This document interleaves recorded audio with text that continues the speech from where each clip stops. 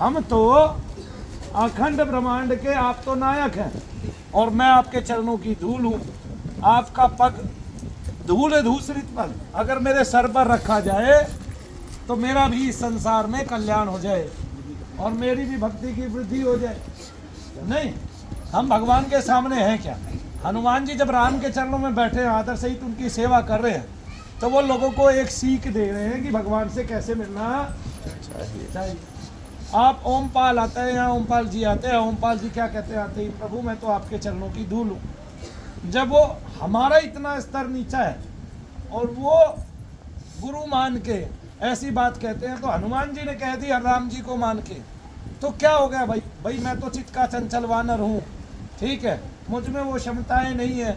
आपकी कीर्ति अलग है, मेरी कीर्ति अलग है, प्रभु मुझे क्षमा कर दीजिएगा। ऐसे ही तो बोलते हैं कोई गलती हो गई तो। ऐसा ओमपाल ने भी कितनी बार बोला। मैं हमेशा बोलता हूँ और बोलता रहूँगा। तो हम अगर अपने भगवान सामने आ जाते हैं, जिनको हम मानते हैं, मान्यता देते हैं, तब हम उनके सामने यही तो कहते हैं कि मेरी क्या औकात है। आपने शनिचर पढ़ा है, मैंने उसमें कितनी बार कहा है, कितनी बार कहा है, कई बार कहा है। आपने शनि चालीसा पढ़ा है, मैंने उसमें भी कहा है। हम जब प्रभु की स्तुति करते हैं तो उसमें कहते हैं हमारी कोई औकात नहीं है, जात जमात नहीं है। ऐसा भगवान के चरणों में हनुमान जी महाराज भी बैठ के कहते हैं, ठीक है, हे श्री राम मैं तो चंचल चित्त का वानर हूँ। लेकिन इसका मतलब ये नहीं है कि वो अपनी पूजा के लिए मना कर रहे हैं, ठीक है। जो हमें इतनी सीख देता है, इतनी बड़ी सीख देता है कि इष्ट के चरणों में बैठ के उनका समादर कैसे होता है, ठीक है, हम उसको माने ना। या आजकल ना रामपाल बाबा के बड़े बड़े भक्त आ गए हैं, कोई लाइन लेते हैं, कहीं की संदर्भ उठाते हैं, कहीं का और बात बताते हैं, कहीं की, है ना। आज मैंने एक वीडियो देखी, उस वीडियो में हमें क्या देखने को मिला? पद्म पुराण की लाइन दे रखी है। बोले पद्म पुराण का जो वो ही नहीं है, 270वां वो अध्याय, 270 अध्याय नहीं है, और वहां बता रखा है कि भाई शिव जी को पूजना नहीं चाहिए। देखो ऐसी ऐसी बातें उठा के धर्म का विनाश करते हैं, ठीक है। ये अधर्मी लोग हैं, ये हर तरह से जो है पाखंड फैलाते हैं, ठीक है। हमारा मतलब ही क्या है? हम तो पाप का खंडन करते हैं, नहीं समझे आप? तो आदमी ने पढ़ा तो है नहीं, किस संदर्भ में कहा ये भी नहीं जाना, नहीं। अब रावण के भाई ने राम की शरण ली है, तो ये कह के थोड़ी ना लिया मैं रावण का भाई हूँ, चल मेरी शरण में आ जा तू ही उल्टा, और जैसा मैं कहता हूँ वैसा काम कर। क्या कह के लिए? कि प्रभु मैं तो बालपन से आपको भजता हूँ, ठीक है। जब से ये पता चला है श्री राम इस धरा पर आएंगे मानवों का उद्धार करने के लिए और राक्षसों का विनाश करने के लिए। मैं बेशक राक्षस जाति से उत्पन्न हूँ, लेकिन मेरे अंदर तो आपकी ही भक्ति है। तो राजा बलि राक्षस जाति से होके भक्त नहीं था क्या? प्रहलाद राक्षस जाति से होके भक्त नहीं था क्या?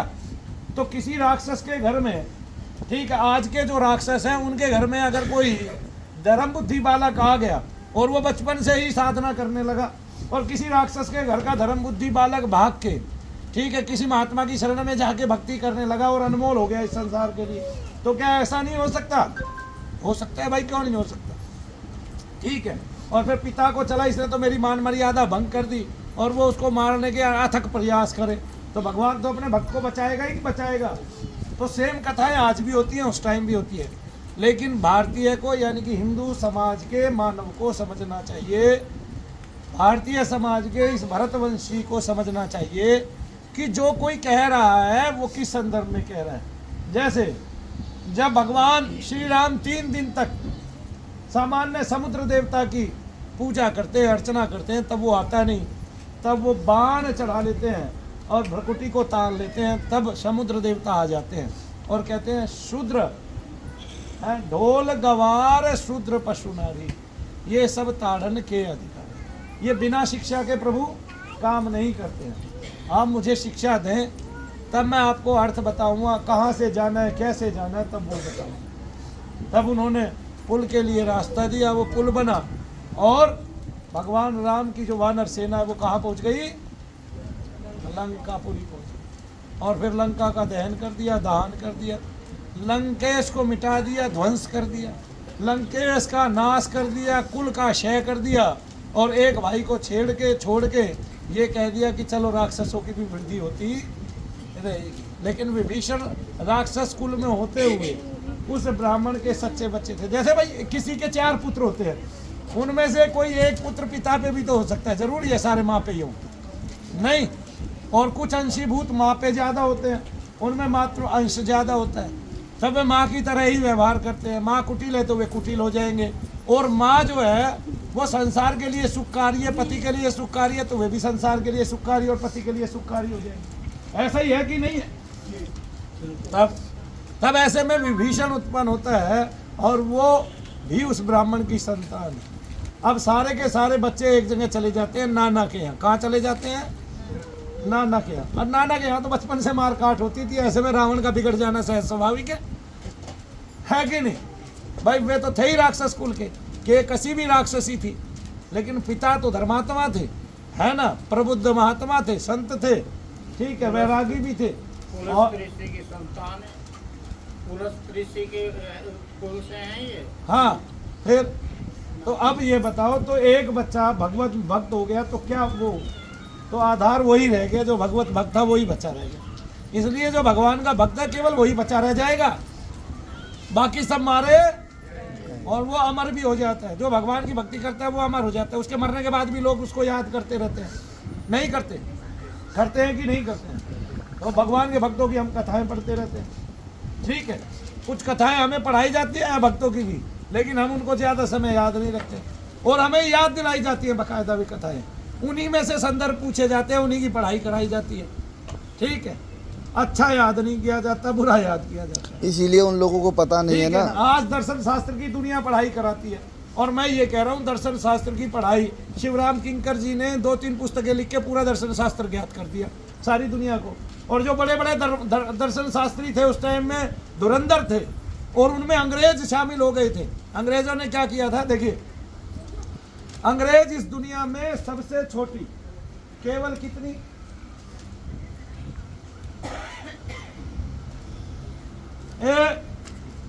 इतनी सी डिक्शनरी लेके आए थे, इतने शब्द थे उनके पास, और सारा शब्दकोश हमारा चुरा लिया। आ गए ना समझ में? उनको पता चला कि ये रहस्यमयी है भारत भूमि, यहाँ ऋषियों ने बहुत शोध किया है। उन्होंने देखा यहाँ जो है एक क्या है, एक शास्त्र है, उसको यहाँ पे भूगोल कहते हैं। कौन सा शास्त्र है वो? है जी। और भूगोल का कोई तो मतलब होगा, उन्होंने देखा इसका मतलब यही हो सकता है कि भूमि गोल है, ये पहले से ही भूमि को गोल मानते। इन्होंने अगर कहीं ये भी संवाद किया है कि सहस्त्र मुख के ऊपर सरसों के दाने के समान पृथ्वी रखी हुई है, तो वो गोल ही तो है, सरसों का दाना नहीं भाई, चपटा नहीं है, कैसा है? गोल। तो अंग्रेज समझ गए कि भाई इनकी एक एक कला, अगर इन्होंने पीपल का पूजन बताया है तो क्यों बताया है? तब वो पीपल ले गए, उनके यहाँ पीपल नहीं था, तब से पीपल उगने लगे। नहीं समझे? इतने पीपल कर लिए उन्होंने। अब उनके यहाँ एक ही मौसम हुआ करता, तब वे सारे मौसम का आनंद लेते हैं। धीरे धीरे सारे मौसम होने लगे पीपल की वजह से। किसकी वजह से? पीपल की वजह से। तुम अपने घर में पीपल लगा लो, तुम्हारे घर में सारे मौसम आ जाएंगे। लगा के देख लो, एक बड़ा पीपल लगा लो तुम अपने घर में, सारे मौसम तुम्हारे घर में आ जाएंगे, ठीक है कि नहीं? राम जी कम बदलेगा मौसम, वो ज्यादा बदलेगा, आपके घर का मौसम बदल जाएगा। हमारे यहाँ तो सारी रोपनी पैदा है। हाँ जी, सारी रोपनी पैदा है हमारे देश के अंदर। बोलिए शनिदेव महाराज की जय। हनुमान जी को मतलब पूजना, प्राण को पूजना है। किसको पूजना है? बताओ, हनुमान जी क्या है? वायु पुत्र हैं, वायु है नहीं? हाँ जी। अब जो लोग हनुमान जी को नहीं पूज रहे हैं उन्हें ये नहीं पता है ना, छूटा ही बंदी महासुख होई। हाँ, इसीलिए शायद बंदी छूट नहीं पा रहे। हाँ, बंदी छूट नहीं पा रहे, और वो कह रहे बंदी छोड़, ठीक है। अरे भाई बंदी कैसे छूटेगी? बंदी छोड़ का भी अभ्यास होगा ना, रोज का अभ्यास होगा, रोज संसार को देखोगे क्षय होते हुए, तभी बंदी छूटेगा और तभी भगवान की तरफ जाओगे। अब तुम्हारा कोई भगवान नहीं है, आत्मा है, शक्ति पुंज है। देखिए, सूर्य है, क्या है? सब आत्माओं का एक मिलन है। क्या है? आत्मा तेज है, सब तेज का एक मिलन है। सूर्य वो गुच्छा है सब आत्माओं का। कहाँ लिखा हुआ है? अच्छा वो मंत्र पढ़ो, ओम भूर्भुवः स्वः।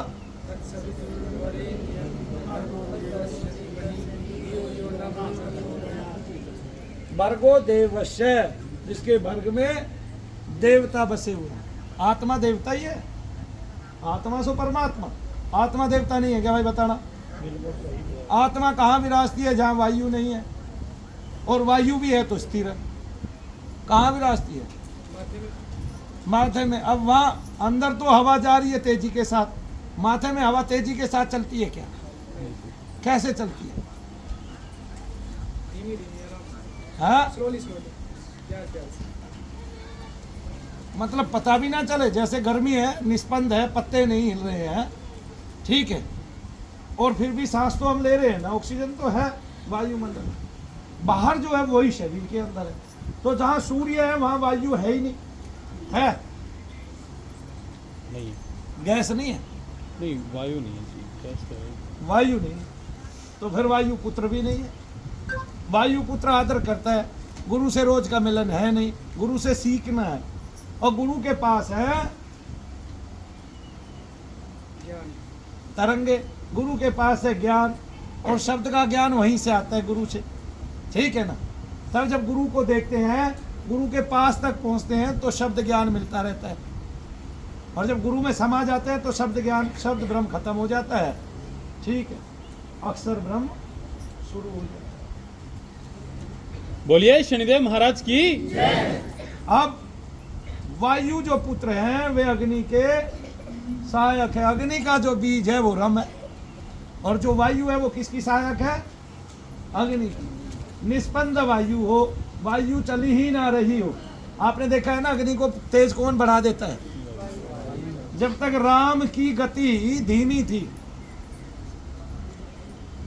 तब तक वो वन में एक जगह विचरण कर रहे थे, अचानक हनुमान जी मिले, राम की गति तेज हो गई, ठीक है। कभी लंका जाके जला रहे हैं, कभी राक्षसों को कहीं से पटक पटक के मार रहे हैं, कभी बहुत सुंदर सा उपवन उजाड़ रहे हैं।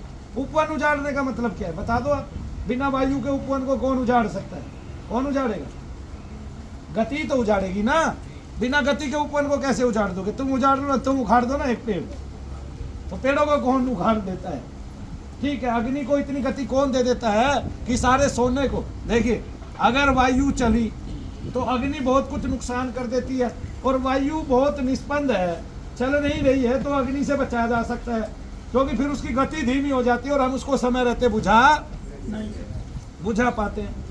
लेकिन अगर वायु तेज चल रही है तो फिर गति क्या, फिर तो सारा ही सोना जल गया, नहीं समझे? ऐसा ही तो है भाई। तो बिना गति के कम जलती है और गति पिल के ज्यादा तेज। तो राम के भी जीवन में गति आ गई, कैसे? हनुमान जी के मिलने से। तो दोनों मिल गए, यम और रम दोनों मिल गए। तो रा बीज अग्नि तत्व है, और कौन सा वायु तत्व, कौन सा बीज है? यम, रम, लम, वम, शम, हम आकाश तत्व है, ठीक है। अब जहाँ आत्मा है वहाँ वायु नहीं है, ठीक है, वहाँ तेज है, और वायु का यानी कि तत्सवितुर्वरेण्यम भर्गो देवस्य धीमहि। देवस्य एक देवता के लिए नहीं आया, भर्गो देवस्य धीमहि धियो यो न, देवताओं का समूह। और देवताओं का समूह कैसे हुआ? हम सब आत्म रूप है, उसी तेज रूप में से, और वहीं से आते हैं हम सब आकाश मार्ग में से ही आते हैं, सब सूर्य लोक से ही गति पाते हैं, ठीक है, और ठंडे पड़ जाते हैं तो चंद्रलोक पे पहुंच जाते हैं, ठीक है, और रम बीज के साथ रहते हैं तो पृथ्वी लोक पे रहते हैं, है कि नहीं? जहाँ पे अग्नि और वायु इकट्ठा काम करती है। तो पृथ्वी तत्व नाभि तक रहता है, तो अग्नि और वायु नाभि तक आते हैं। तो यहाँ जठराग्नि भी रहती है और वायु भी रहती है, प्राण वायु भी रहती है, प्राण अग्नि भी रहती है, क्योंकि वो प्राण अग्नि जो है वो वायु के साथ मिल गई है, अग्नि के साथ मिल गई है, जठराग्नि के साथ। प्राण किसके साथ मिल गया? इसलिए प्राण अग्नि हो जाता है ना? कितनी बड़ी बात है। हमने अंदर कभी झांका नहीं, देखा नहीं, सुना नहीं, अंदर के बारे में अंदर को समझा नहीं, और जब वो शांति पाता चला जाता है, मन शांति पाता चला जाता है, तो आप कहाँ जाके बैठ जाते हैं? आकाश में जाके बैठ जाते हैं। वहाँ क्या देखते हैं? वहाँ अपने तेज को देखते हैं। ठीक, वहाँ एक देवता के दर्शन करते हैं और उसका नाम है आत्मदेव। क्या नाम है? आत्मदेव के दर्शन कीजिए। ठीक है, किसने आत्मदेव का दर्शन किया बताइए? कोई हाथ ना उठावे, सब रोज दर्शन करते हैं। सूर्य जो है वो सब देवताओं की आत्मा है, तो सबका सूर्य दर्शन नहीं करते हैं। सारे देखो, सारे अंधे हैं, इन्होंने सूर्य दर्शन ही नहीं किया आज तक। नहीं भाई, कहाँ है भाई तुम्हारा भी? अरे सभी अंधे हो, सूर्य दर्शन ही नहीं किया। अरे सब आत्माओं का आत्मा है, परमात्मा है। फिर कहते हो भगवान देखने में नहीं आते। देखने में क्यों नहीं आते? देख लो सामने, 10 दिन ना निकले तो सबको पता चल जाए। ठीक है कि नहीं? सारे देशों को दस्त लग जाएंगे, सारे राष्ट्राध्यक्षों को दस्त लग जाएंगे। 2 दिन ना निकले तो भी पता चल जाए। नहीं समझे? और सारे साइंटिस्टों को भी पता लग और जाएगा। सारे साइंटिस्टों को भी पता चल जाए। क्यों नहीं निकला? आजकल बिजली बनाने का एक आधार बनाया जा रहा है, पता है? उस आधार में सबसे प्रमुख आधार क्या है? सूर्य रश्मियाँ है जी। सूर्य के घोड़े 7, सूर्य की रश्मि 7 है जी। संवत्सर सूर्य से उत्पन्न हुआ, समय काल गणना सब सूर्य से होती है। बिना सूर्य के काल गणना आप कर नहीं सकते। कौन कर सकता है? संचय में नहीं, सोच में नहीं। अंग्रेज इतनी सी डिक्शनरी लेके आए थे, उनको पता चला यहाँ तो सूर्य की कीमत है, तब उन्होंने सूर्य लोक की सारी बातें जान ली। जान कहाँ से ली? रहस्य बताया किसने? उनको तो पता भी नहीं था सूर्य कितनी दूरी पे, हमने बताया। सूर्य की सारी गणनाएं लिखी हैं, टेम्परेचर तक लिखा हुआ है, उन्होंने थोड़ी ना बताया, हमने बताया। ठीक है, उन्होंने रजिस्टर करा लिया, बस उनके पास एक रजिस्टर है, उसमें रजिस्टर कर देते हैं वो, ये हमने बताया। इतनी सी डिक्शनरी लेके वो आए थे, उनको पता नहीं था वेदांत शब्द क्या होता है। आज उनको पता है, स्पिरिचुअलिटी का उनको सब पता है, अंतर का विज्ञान सब पता है।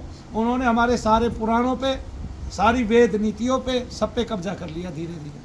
वो आगे बढ़ गए, हम पीछे रह गए। ठीक है कि नहीं? हाँ, उनका भगवान प्रेत निकालता था शरीर से, शैतान निकालता था, वो 200 देशों का भगवान बन गया। हमारे यहाँ उस प्रेत के बारे में बहुत पहले बताई गई थी, और वो होता नहीं था तब भी बता दी गई थी, प्रेत पिशाच। ठीक है ना? आज तो बड़े बड़े महात्मा बैठ के ये कहते हैं कि प्रेत पिशाच होते नहीं हैं। और भारत के एक शंकराचार्य थे, अनंत विभूषित महेशानंद जी हैं जी, और वो भगवान मारुति का स्तोत्र लिखते हैं, हनुमान जी महाराज का स्तोत्र लिखते हैं, और उसमें प्रेत पिशाच का जिक्र करते हैं। कमाल की बात है। तो भाई फिर हद है। और नीचे किसी से पूछो, आज के कई शंकराचार्य ये कहते हैं प्रेत पिशाच नहीं है, और जब राम मंदिर बनने लग गया तो प्रेत पिशाच उपस्थित हो गए। कमाल है कि ऐसे इस वाले इसमें ये करेंगे, मूर्ति स्थापित करेंगे तो प्रेत पिशाच उपस्थित हो जाएंगे। तब एक दूसरे की बातों का खंडन करने लग गए। और इनको ये कहो भाई आप एक जगह इकट्ठे होके शास्त्रार्थ करो तो एक नहीं आए। आज के युग पुरुष, आज के महात्मा ऐसे भी है, आज के संत, भाई शास्त्रार्थ की बात करोगे तो एक भी नहीं आएंगे। ठीक है भाई, रामपाल के पास ना आओ, आप आपस में तो शास्त्रार्थ करो। भाई रामपाल, भाई मान लिया वो महात्माओं में नहीं आते, जबरदस्ती की जिद है उस आदमी की तो भगवान बनने की, है ना? ऐसे नारायण साकार हरि भी तो परमेश्वर है कि नहीं? लेकिन वो उसके भक्तों के लिए है। नहीं समझे? ऐसे करौली कानपुर वाला भी तो शंकर महादेव है, लेकिन वो उसके भक्तों के लिए ही तो है। नहीं समझे? भाई देखो, जगत में अंधे भी हैं और जगत में देखने वाले भी हैं। तो जिनको दिखता है वो तो अंधे नहीं बनना चाहते ना, या वो भी अंधे बनना चाहते हैं? बनना चाहते हैं तो आधे रामपाल के हो जाओ, आधे नारायण साकार हरि के हो जाओ। मैं क्यों मना कर रहा हूँ? बोलिए शनिदेव महाराज की। तो जहाँ हनुमान जी है, हनुमान जी को शांति देने के लिए, यानी कि वायु को शांत करने के लिए और भक्ति निश्चल पाने के लिए उनका भजन करना ही करना चाहिए। महाराज मैं भी बोल सकूं? जब समुद्र की आवश्यकता पड़ी तभी तो भगवान राम ने समुद्र से प्रार्थना करी। हमें वायु को जानने की आवश्यकता है, प्राण को जानने की आवश्यकता है। इस संसार में सबसे कीमती क्या है हमारे लिए? प्राण है। क्या है? अंदर आ रहा है, जा रहा है, आ रहा है, जा रहा है, आ रहा है, जा रहा है। सब पे मानव ने कब्जा कर लिया, प्राण पे किया? बताओ, वो प्राण पे किसी ऋषि संत ने किया तो प्राण का होके किया, उस प्राण को देख के किया, उसको ईश्वर मान के किया। बिना ईश्वर माने उसको किया ही नहीं जा सकता कुछ भी। तब प्राण को ईश्वर मान लिया, प्राण को आधार मान लिया और प्राण को देखता रहा, मुंह जोड़ता रहा। ठीक है कि प्रभु आप द्रष्टव्य हो, तब प्राण स्थिर हो गया, ठीक है, और आत्मदेव सामने उपस्थित हो गए। ये प्राण है, प्राण वायु है, तभी तो इधर उधर बादल को कर रहा है। जब बादल या जब आकाश आपका स्वच्छ हो गया, तब वो प्राण उस आकाश पे चंचल होकर, प्राण भी चंचल है और मन भी चंचल है, लेकिन प्राण को लेने में जब आप शुरू करते हैं तो स्थिरता आती है, और जहां संपूर्ण होता है वहां पे स्थिरता आती है कि नहीं। लेकिन वो स्थिरता जो है क्षणिक से भी क्षणिक है, पता है आपको इस बात। प्राण में जो स्थिरता आती है वो लेने में वो क्षणिक से भी क्षणिक है। आ रहा है समझ में कि नहीं आ रहा है? भाई आपने श्वास लिया, कहीं तो उसका जोड़ होगा ना। आपने श्वास शुरू किया और आपका श्वास जहां पूर्ण हुआ वहां उसका एक जोड़ है, योग है, और वो योग स्थिरता है। उसी स्थिरता को आपने हासिल करना, बिना हासिल हुए वो कुछ नहीं होगा। आपका आना जाना बेकार रहेगा, व्यर्थ रहेगा इस दुनिया में। बोलिए शनिदेव महाराज की। अब जहां प्राण नहीं है वहां मन भी तो स्थिर है। प्राण और मन दोनों जुड़े हुए हैं। ये वायु चंचल है, इसलिए प्राण चंचल है ना, आता जाता है। अब प्राण की जब तक चंचलता नष्ट नहीं होती तब तक मन की भी नष्ट नहीं होती, और मन की नष्ट होगी तो प्राण की होगी, प्राण की होगी तो मन की होगी। और जो मन को साधते हैं वे भक्ति योगी होते हैं, वे नाचते हैं, कूदते हैं, राधा राधा करते हैं, हरे कृष्ण हरे राम करते हैं, तब वे मन को साध लेते हैं। और जो प्राण को साधता है वो योगी बनता है, वो आधार रखता है, वो ऐसे करता है, वो जाप करता है, भक्ति करता है, वो आत्मदर्शन करता है, वो ध्यान करता है। इस तरह से उसका प्राण स्थिर होता है, तो एक का मन स्थिर होता है और एक का प्राण स्थिर होता है। तो जिनका मन स्थिर हो गया और जिनका प्राण स्थिर हो गया, बात एक ही है। तब कुछ भक्ति योगी हुए, और जो प्राण को साधने वाले हुए वे मुख्य योगी हुए, है ना। तो प्राण को साधोगे कि मन को, बात एक ही है। लेकिन प्राण को साधोगे तो वायु पुत्र हनुमान जी की साधना जरूर करनी। समुद्र को पार करने के लिए समुद्र से प्रार्थना की, समुद्र का 3 दिन तक बाट जोई और समुद्र का जाप किया, समुद्र देवता का नाम लिया और समुद्र को अपने वशीभूत किया कि नहीं, तभी समुद्र से रास्ता ना। तो जब वायु पुत्र की गणना आती है, जब प्राण की गणना आती है और स्थिरता और शांति चाहिए, तो हनुमान जी का नाम चाहिए कि नहीं चाहिए। अब देखिए हमारे यहाँ तो ऐसे भी बालक हैं जो पूछते हैं गुरुजी पंचमुखी हनुमान है कि नहीं। भाई हमारे शास्त्रों में तो जिक्र नहीं आया है पंचमुखी हनुमान। फिर भी तुम जिनको कहते हो कि जो पंचमुखी हनुमान की साधना बताते हैं, उनकी कल एक लड़के ने वीडियो बना के डाली, उनको यही नहीं पता हनुमान जी उत्पन्न कहाँ हुए थे, तो पंचमुखी हनुमान के बारे में कैसे बताएंगे। नहीं समझे? हाँ जी, नहीं समझे। एक आज के युग के महात्मा जिनकी ज्यादातर मीम बनती है, वो कहती है अयोध्या के पास हनुमान जी हुए थे, वन में हुए थे, ठीक है, वानर कुल में हुए थे। अरे भाई वो वानर कुल नहीं, वो राजा थे। कौन थे? राजा थे। हनुमान जी के पिता कौन थे? केसरी। केसरी क्या थे? राजा। राजा कैसे रहता है? अरे भाई वो महल छोड़ के भगवान की साधना कर रहे थे।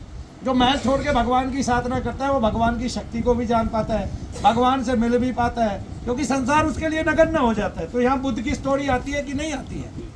आती है कि नहीं आती? तो क्या वो महल छोड़ के राजा बने हुए, क्या वो सामान्य जीवन में नहीं आए? क्या उन्होंने भक्ति नहीं की? और तो क्या उन्होंने प्राप्ति नहीं की?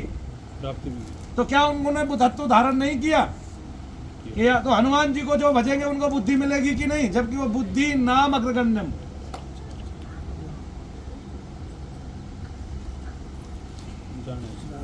ध्यान है, ये रख दे, मैं नाम लेके कर दूंगा।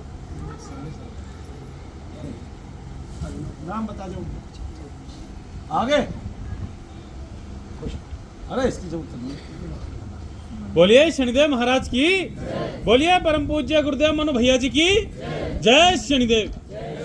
जय जय शनिदेव।